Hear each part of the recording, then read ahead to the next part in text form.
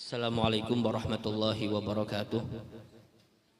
Bismillahirrahmanirrahim. Alhamdulillahil alamin wassalatu wassalamu ala asyrafil anbiya'i wal mursalin sayyidina wa maulana Muhammad wa ala alihi wa sahbihi ajma'in. Subhanallah walhamdulillah wa la ilaha illallah wallahu akbar wa la haula wa la quwwata illa billahil aliyyil azim.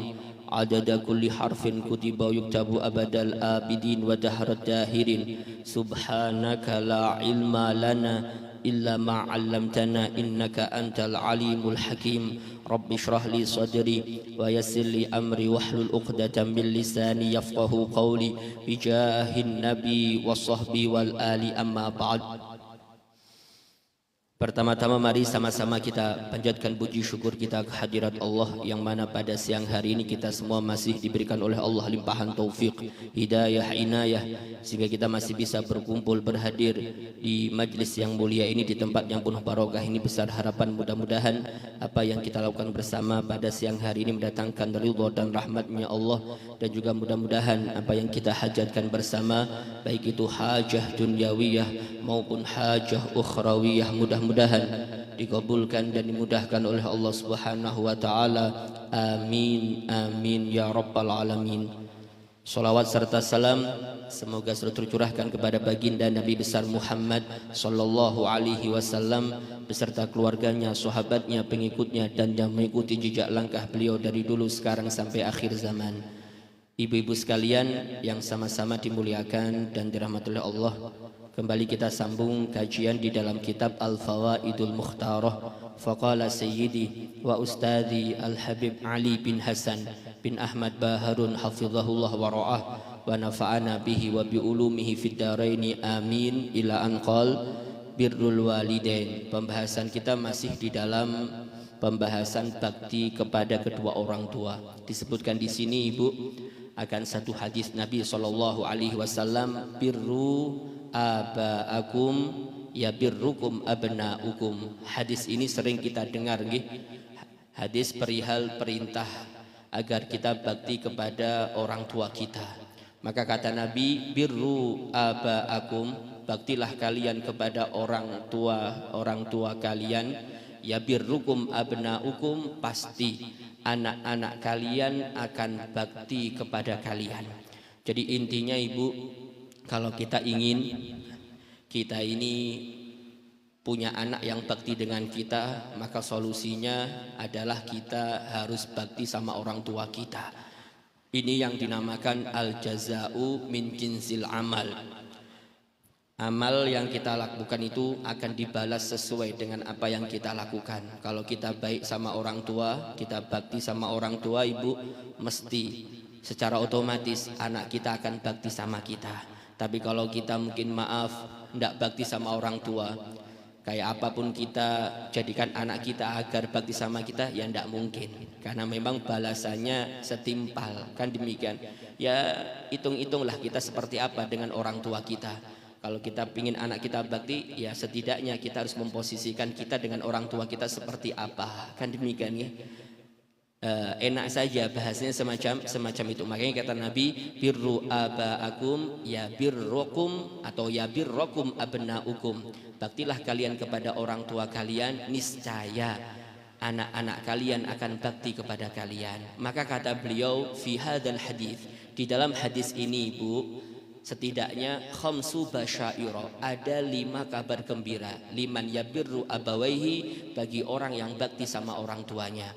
Dalam hadis tadi itu bisa diambil faidah nih, bagi orang yang bakti sama orang tua maka setidaknya ada 5 kabar gembira. Yang pertama kata beliau di dalam bahasa Arabnya tulul umur, panjang umurnya.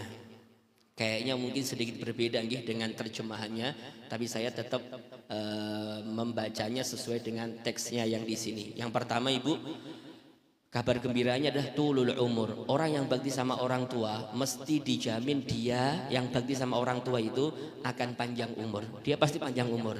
Tidak mungkin mati muda, tidak mungkin mati duluan. Mesti dia akan panjang umur. Loh kenapa Ibu? Iya, karena janji Nabi anaknya akan bakti sama dia.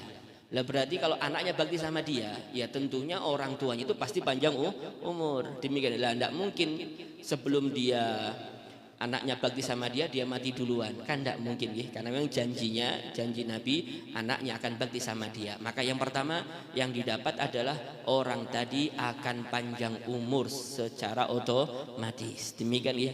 Yang kedua, husulul aulad.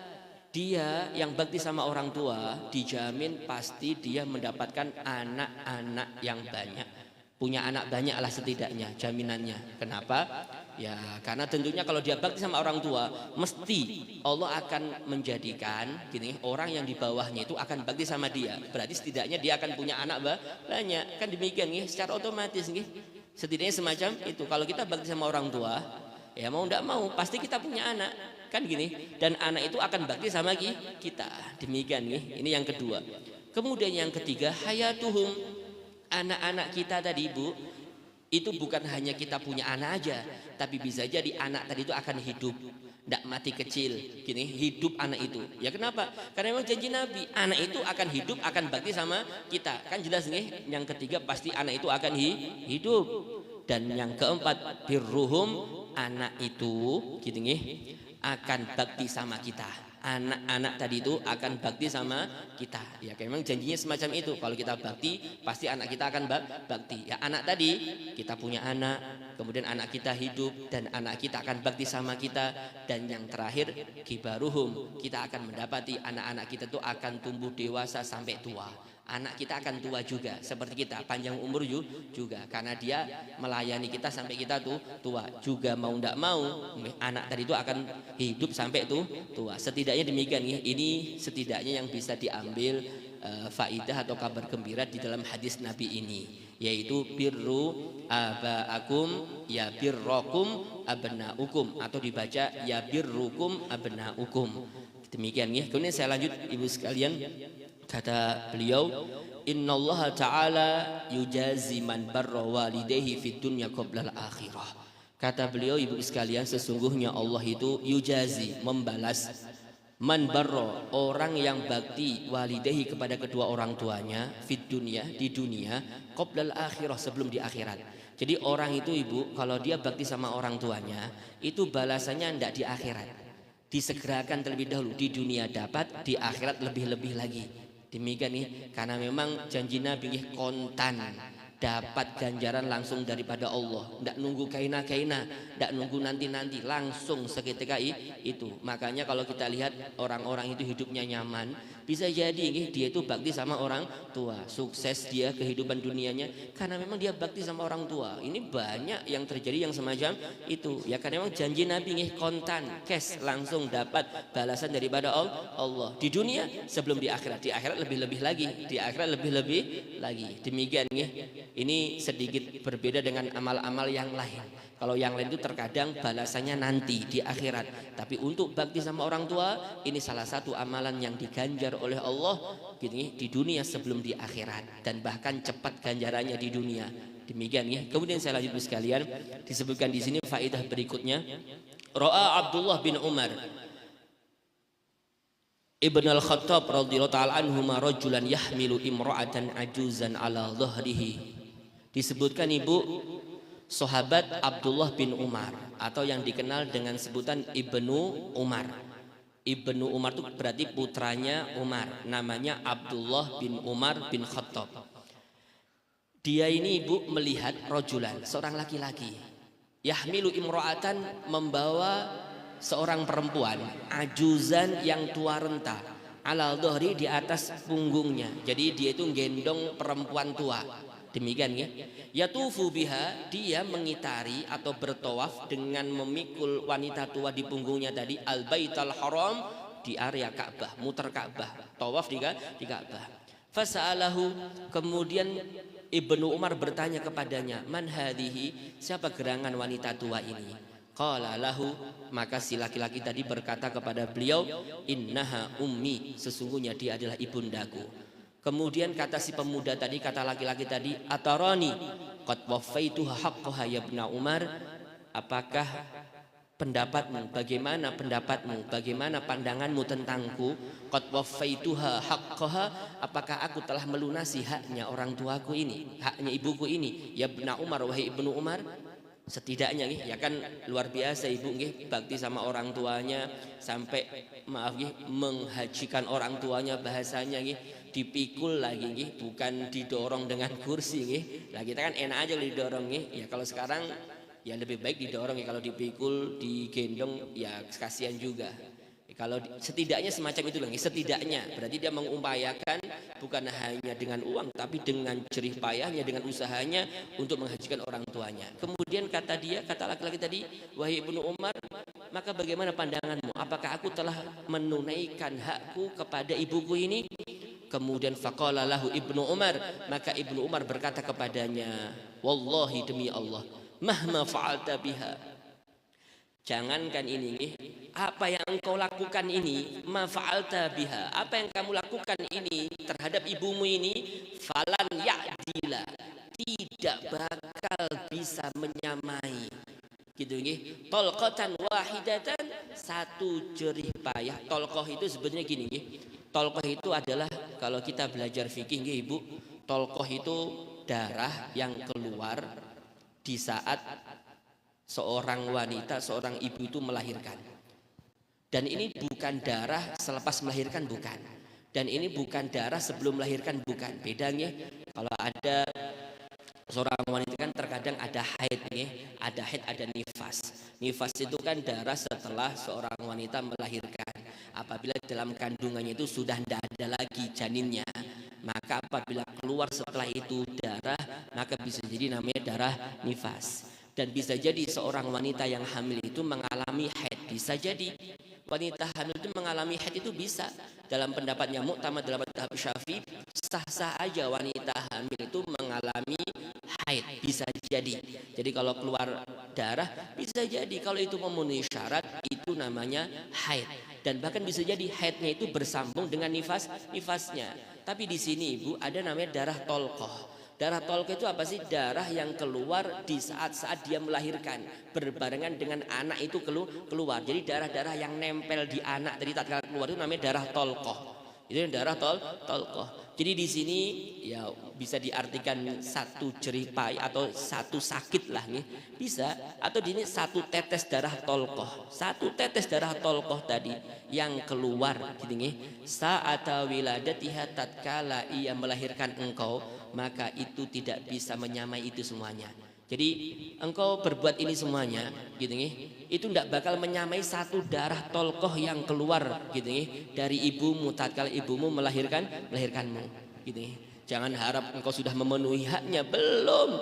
Ini satu tetes darah tolqoh aja belum, apalagi yang lainnya gitu nih. Intinya kata para ulama, kita tidak bakal bisa menunaikan hak kita kepada orang tua kita, tidak bakal bisa gitu ya. Setidaknya ya dengan cara-cara yang lain lagi, walaupun tidak bisa, tapi tetap kita ya tadi mendoakan orang tua kita, tetap berbakti kepada orang tua kita dan yang lain-lainnya. Demikian ya, walaupun pada dasarnya tidak bakal bisa kita itu membalas jasa orang tua kita, terlebih adalah ibunda kita, ibu sekalian. Jadi semacam itu ya. Jadi intinya kata Ibnu Umar, kamu belum menunaikan haknya orang tuamu gitu ya. Inti tidak menyamai satu tetes darah itu tidak, apalagi yang lainnya. Demikian ya. Kemudian saya lanjut sekalian, faidah berikutnya kata beliau, su'ila ba'dul ulama, tatkala ditanya sebagian para ulama, mal afdol, apa yang lebih afdol, an-nadharu fil Ka'bah, memandang kepada Ka'bah, awin nadharu fil walidaini, atau memandang kepada kedua orang tua.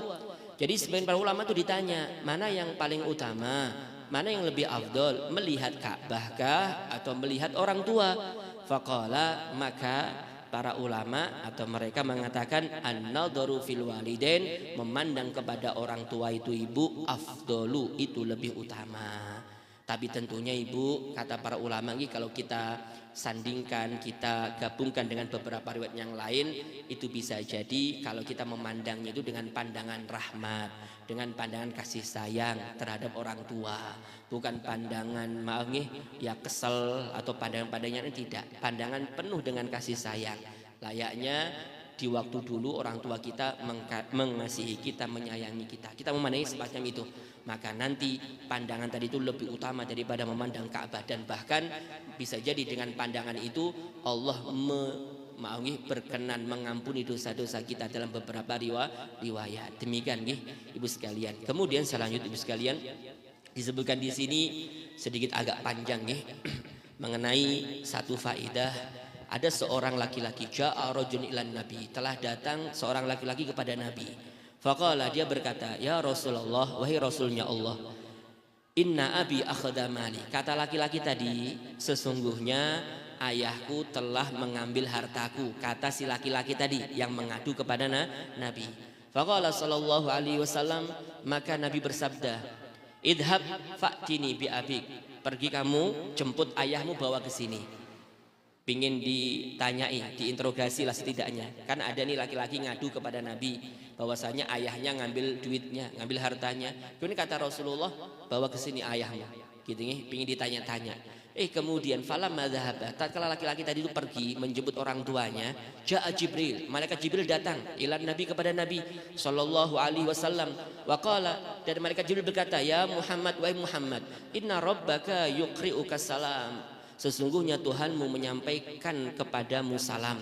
Wa yaqul, kemudian kata malaikat Jibril, dan Allah mengatakan, Allah berfirman, idza jaa syekh, apabila datang ayahnya, bapaknya datang, fas'alhu, maka tanyakan kepada bapaknya, an syai'in, daripada sesuatu, qalahu fi nafsi, yang dia katakan dalam dirinya, ma sami'athu udhunah, yang tidak terdengar oleh telinganya. Maksudnya kritikan hati orang tuanya, tanya. Ini karena orang tuanya itu tidak mau ngomong, gitu nih. Cuma ada ngeritik, ada dalam hati, ngomong dalam hati, ngomel dalam hati. Jadi kalau nanti datang orang tuanya, datang bapaknya, kata malaikat Jibril, tanyakan kepada ayahnya apa yang ia sembunyikan dalam hatinya, yang tidak terdengar oleh telinganya. Tanyakan nanti ya tentang ini ya, kata malaikat Jibril kepada Nabi Muhammad. Kemudian falamma jaa syekh, tatkala orang tuanya datang, ayahnya datang, qala lahu nabi, nabi berkata kepadanya, ma balu ibnika yashkuka annaka akhadta malahu. Kenapa gerangan putramu mengadukan engkau bahwasanya akhadta malahu, engkau mengambil hartanya. Faqala syekh, maka berkata ayahnya, is'alhu ya Rasulullah, tanya kepadanya wahai Rasulullah, hal anfaqtuhu, apakah aku mengambil tadi itu aku nafkahkan. Jadi harta yang aku ambil itu aku nafkahkan kepada siapa? Kepada bibi-bibinya, kepada bibi dari pihak ayahnya dan bibi dari pihak ibunya, atau aku nafkahkan untuk diriku sendiri ya Rasulullah, bukan untuk siapa-siapa. Jadi kata ayahnya ini, aku tidak menafkahkan harta itu kecuali untuk siapa? Untuk ammatihi. Ammah itu ammun, ammatun atau jamaknya ammatun. Ammah itu bibi dari ayah, itu ammah. Biasanya kalau ada orang Arab bilang ini ammati, ini bibi saya, berarti bibi dari ayah, adiknya ayah kah atau kakaknya ayah. Di sini ada bahasa au kholati, atau bibinya lagi. Maksudnya kholah ini bibi dari ibu. Jadi kalau kholatun bibi dari ibu. Ibu kita punya adik perempuan atau punya kakak perempuan, itu kan bibi kita, namanya kholah. Kholati bibi saya. Jadi intinya aku tidak menafkahkan harta yang diambil tadi kecuali untuk bibi-bibinya, bibi dari ayahnya atau bibi dari ibunya, atau atas diriku sendiri, kata ayahnya tadi nih. Kemudian faqala sallallahu alaihi wasallam, Nabi bersabda, da'ni min hadza. Ya udah kalau gitu tinggalkan urusan ini. Walakin akhbirni, akan tetapi beritahukan kepadaku, an syai'in, daripada sesuatu, qul tahu, yang engkau katakan, fi nafsika, dalam dirimu, ma sami'athu udunak, yang tidak terdengar oleh kedua telingamu. Faqala syekh, maka si ayah tadi berkata, wallahi ya Rasulullah, demi Allah wahai Rasulullah, kata beliau, ma yazalullahu yaziduna bika yaqinan, senantiasa Allah memberikan kepadaku ketambahan atau tambahan keyakinan kepadamu. Laqad qultu fi nafsi syai'an, sungguh memang betul apa yang kau tanyakan, aku telah berkata dalam diriku sesuatu, ma sami'atu udhunai, yang tidak terdengar oleh telingaku. Jadi Nabi itu kayak mengkasyaf lah bahasanya. Jadi orang ini tidak ngomong apa-apa, cuma Rasulullah sudah membatin, karena memang sudah dikasih tahu oleh malaikat Jibril. Kata orang tuanya, kata ayahnya, ini menambahkan keyakinanku kepadamu ya Rasulullah. Aku memang betul berkata dalam hatiku tapi tidak terdengar oleh telingaku. Kemudian kata si laki-laki, intinya ibu, nah, gitu nih, kata Nabi, kul katakan, wa ana asma, aku akan mendengar apa yang engkau katakan dalam hatimu. Ndak taunya si orang tua tadi itu berkata dengan bentuk nadhoman. Karena orang dahulu itu ibu, maaf nggih, orang-orang Arab dahulu itu pinter nyair nggih, makanya ada Al-Qur'an. Karena memang mereka itu jago di dalam bersyair. Mereka itu kalau menyair itu spontan, ndak pakai nyatat dulu, ndak pakai mikir dulu. Mereka tuh kalau muji seorang dengan spontan. Demikian ndak taunya turun Al-Qur'an lebih indah daripada bahasa mereka. Mereka angkat tangan. Makanya orang tuanya ini juga bersyair, gitu nih. Kemudian kata dia, kata ayahnya, ghadautuka mauludan wa muntuka ya fi'an ta'ullu bima ajni alaika wa tanhalu. Aku beri engkau makanan semenjak engkau kecil, engkau dilahirkan, dan aku muntuka yafian, aku merawatmu sampai engkau dewasa, dan bahkan aku memberiku makan dan minum gitu dengan jerih payahku. Idza lailatan, apabila datang satu malam, doqatka bisakomi, engkau terkena satu penyakit, lam abid lisukmika, aku tidaklah bisa bermalam karena sakitmu kecuali sahiron, aku bergadang sampai pagi hari, atamal malu, dan aku dalam keadaan bimbang memikirkan itu semuanya. Ka'annani anal matruk, seakan-akan aku yang sakit. Dunaka billadzi turikta, padahal engkau yang sakit tapi aku yang sakit. Fa ainayya tamhallu, dan kedua mataku ini bercucuran air mata karena memikirkan dirimu. Kata ayahnya tadi, takhafur roda nafsi alaika wa innaha la ta'lamu annal mauta waqtun muajjalu. Diriku khawatir kebinasaan yang akan menimpamu karena sakit tadi nih. Jadi diriku ini, kata ayahnya, khawatir akan kebinasaan yang akan menimpamu. Padahal diriku tahu bahwasanya yang namanya mati itu sudah ditentukan oleh Allah. Cuma apa daya, ngelihat anaknya sakit dia pun ikut sedih.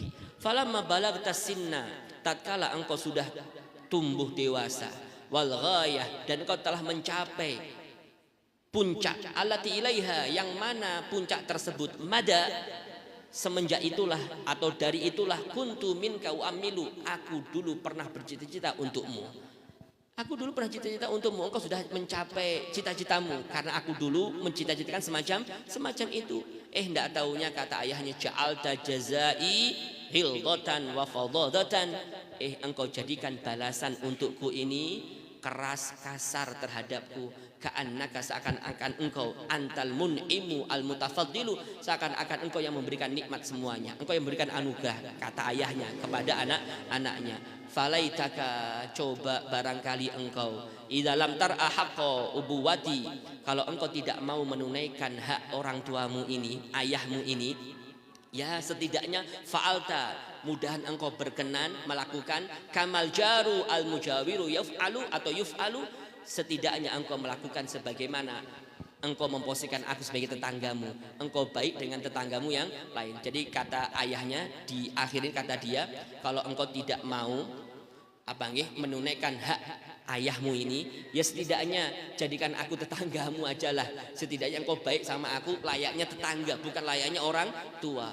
Gitu nih, saking mungkin keselnya ayahnya ini sampai ngomong semacam itu, jadikan aku tetanggamu sudah, yang penting kau baik sama aku. Kalau engkau tidak mau aku diposisikan sebagai orang tuamu yang engkau harus tanggung hakku. Kemudian fabakal habib, maka Nabi pun menangis. Waqala lil walad, dan Nabi berkata kepada anaknya, anta wa maluka li abik, engkau dan hartamu semuanya itu milik ayahmu. Maka ibu berlandasan dengan hadis ini, makanya suatu pemberian hadiah itu kalau dikasihkan kepada orang, dihadiahkan kepada orang, apabila sudah diterima, maka tidak boleh diambil kembali, walaupun itu ghazalan, walaupun itu candaan. Ada orang memberi, orang ini rasyid, orang ini mampu berakal dengan baik, orang ini pintar, orang ini sudah balik, dan itu hartanya dia memberi walaupun dengan hazalan. Hazal itu main-main, nih aku kasihin kepadamu, main-main, tapi sama dia diambil, maka itu jadi miliknya dia dan tidak boleh diambil, tidak boleh dikembalikan, tidak boleh ditarik, tidak jadi, tidak bisa, itu miliknya dia. Kecuali pemberian dari orang tuanya kepada anaknya, maka orang tua nanti bisa mengambilnya sewaktu-waktu. Gitu nggih. Terkadang ada nggih orang tua ngasih ke anaknya, gitu nggih. Ndak taunya anaknya itu ya mungkin nakal atau apa dan seterusnya membuat orang tuanya kesel jengkel.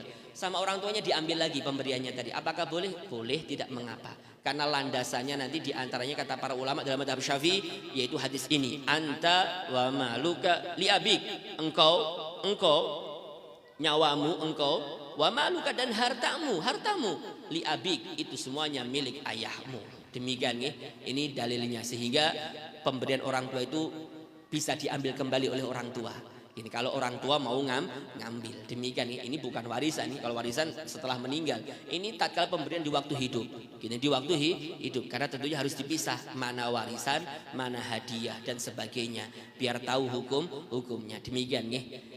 Beda kalau pemberian orang lain kepada orang lain maka tidak bisa diambil lagi kalau sudah diterimanya. Demikian nih. Kemudian selanjutnya sekalian kata beliau faedah berikutnya yang bagi tolabud doa minal walidah. Seyogyanya seseorang itu selalu meminta doa kepada ibundanya. Saya ulang ya, seyogyanya seseorang itu baik laki-laki maupun perempuan meminta doa itu kepada walidah. Walidah itu kepada ibunya. Fa inna du'aaha karena sesungguhnya doanya walidah ibunya wasolailah sama sampai ke langit wa yakhruk dan bahkan membelah gitu ya, menyingkap al hijabu tirai. Tidak bakal ada hijab antara dia kepada Allah. Ini doanya ibu, doanya ibu. Demikian makanya ibu, kalaunya ibu itu sudah mendoakan celaka kepada anaknya, itu sudah parah sudah itu berarti sudah parah. Anak itu berarti sudah parah karena memang ibu ini diliputi kasih sayang. Kalau dia sudah mendoakan yang buruk berarti kebangetan itu mesti akan terjadi. Begitu juga gini, tatkala doanya ibu tadi itu diperuntukkan untuk anaknya, maka doa yang baik itu akan tembus juga kepada Allah Subhanahu wa taala. Demikian ya. Makanya yang dimintai doa itu adalah orang tuanya yaitu ibunya tepatnya. Demikian nih, walaupun abahnya juga iya. Kemudian saya lanjut sekali nih, saya lanjut. Yang ke-14 kata beliau al ummu ibu haqqu bitaqdimi fil birri. Dia lebih berhak didahulukan di dalam kebaktian. Jadi kalau ada ayah sama ibu, maka yang didahulukan baktinya kita itu kepada ibu kita. Demikian daripada ayah kita. Jadi ibu itu lebih didahulukan kebaktiannya gitu ya, kepada anak-anak. Jadi anaknya itu lebih berbakti kepada ibunya daripada ayahnya. Seperti layaknya kan nafaqatu wal hidayah wal hadiyah, seperti memberi nafkah. Kalau memberi nafkah dahulukan ibunya, berhadiah dahulukan ibunya daripada ayahnya. Demikian ya. Wal abu namun ayah aku bitoah lebih berhak didahulukan ketaatan kepadanya. Berarti fayuqaddamu amrul abi, maka didahulukan perintah ayah daripada perintah ibu. Seumpama ayahnya nyuruh ini, ibunya nyuruh sana, maka dia harus mengikuti ayahnya. Demikian ya. Kalau untuk taat maka dahulukan ayah. Tapi kalau untuk kebaktian berbuat baik maka dahulukan ibunya terhadap ayah sebagaimana mendahulukan ayahnya itu nanti di dalam urusan zakat fitrah. Ayahnya tidak punya mungkin ibunya juga tidak memiliki apapun, maka kewajibannya nanti bagi anak-anaknya. Maka bisa jadi nanti yang memberikan zakat fitrah untuk ayah itu adalah nanti anaknya, tapi yang didahulukan siapa? Ayahnya daripada ibunya. Demikian nih, yang jelas semacam itu ibu sekalian nih. Sebentar nih, ada.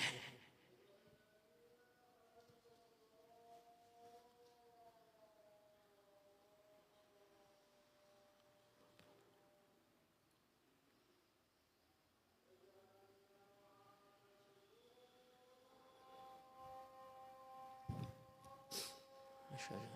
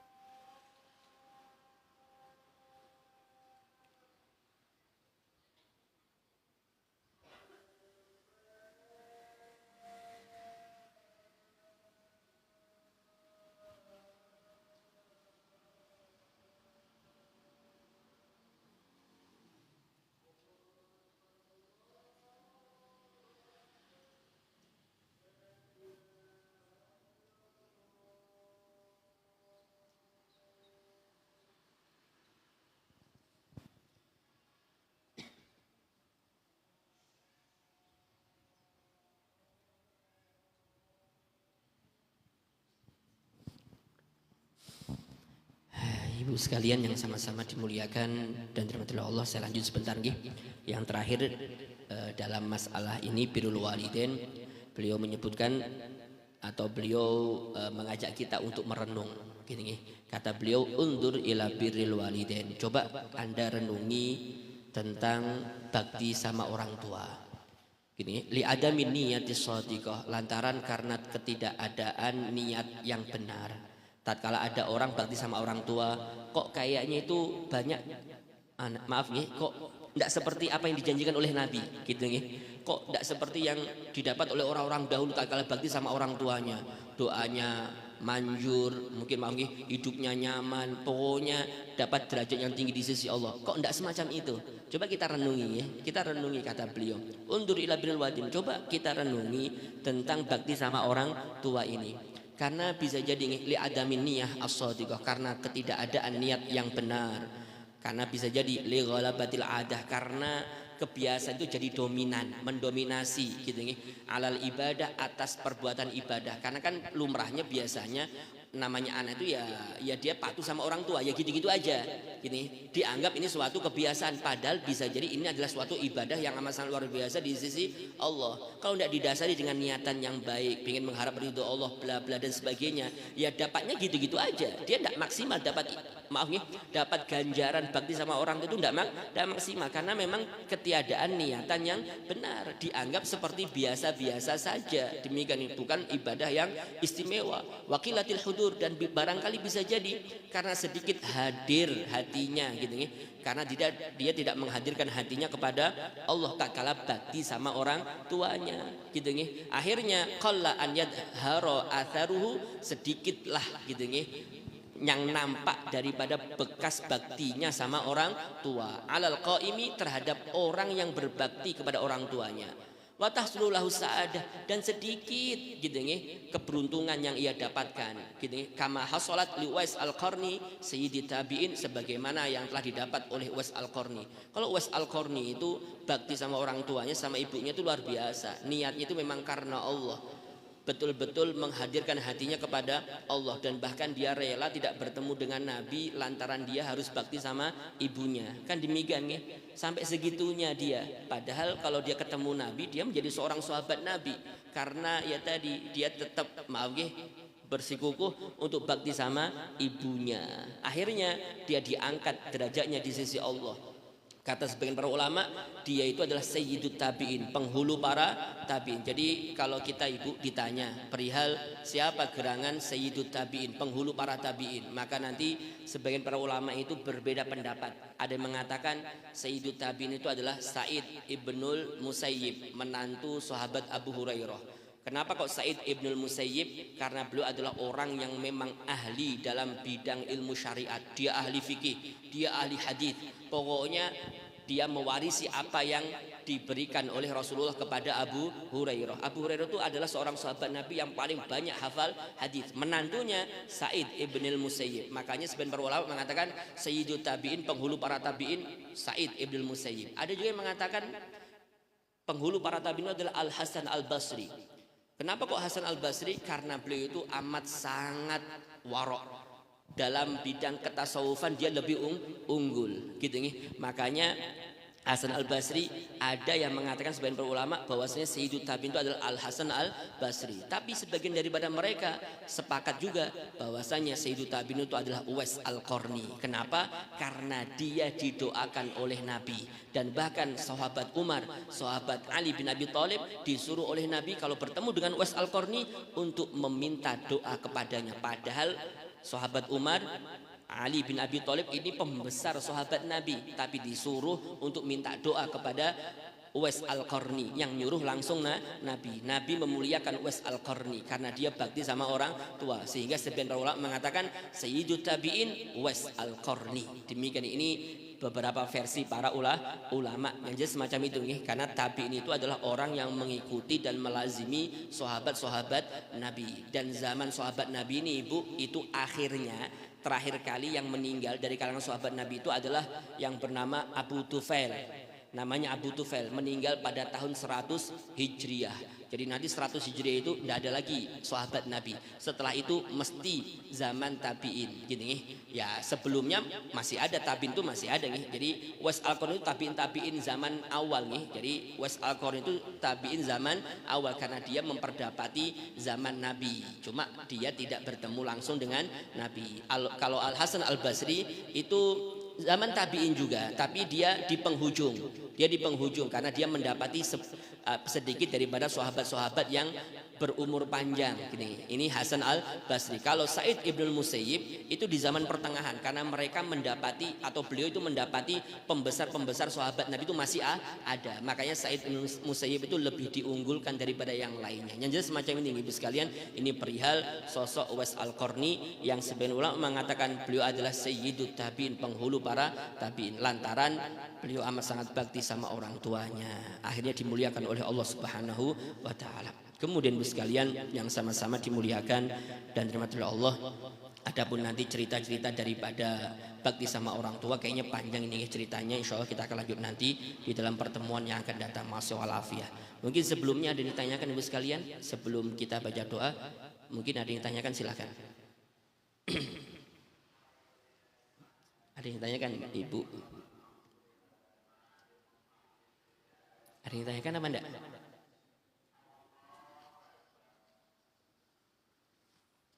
Kalau tidak ada saya baca doanya.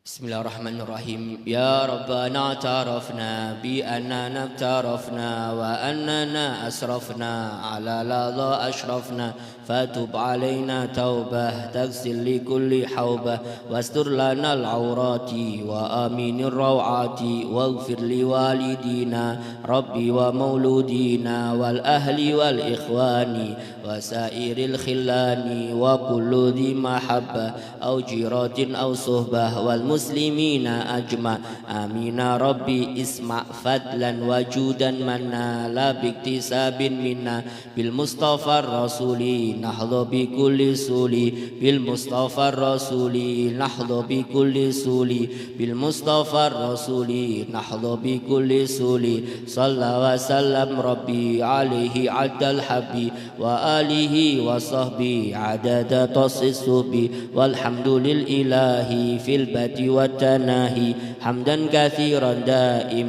محبة النسائم ربنا انفعنا بما علمتنا ربي علمنا الذي ينفعنا ربي فكهنا وفكه أهلنا وقرابات لنا في ديننا مع أهل الكتر أنثى وذكر ربي وفقنا وفقهم لما ترتضي قولا وفعلا كرما وارزق الكل حلالا دائما وأخلاء أتقياء علماء نحظى بالخير ونكفى كل شر ربنا أصلح لنا كل الشؤون وأقر بالرضا منك العيون واقض عنا ربنا كل الديون قبل أن تأتينا رسل المنون واغفر واستر أنت أكرم من ستر وصلاة الله تغشى المصطفى من إلى الحق دعانا والوفا بكتاب فيه للناس شفاء وعلى الآل الكرام الشرفاء وعلى صحب المصابيح الغرر اللهم اهدنا بهداك واجعلنا ممن يسارع في رضاك ولا تولنا وليا سواك ولا تجعلنا ممن خالف أمرك وعصاك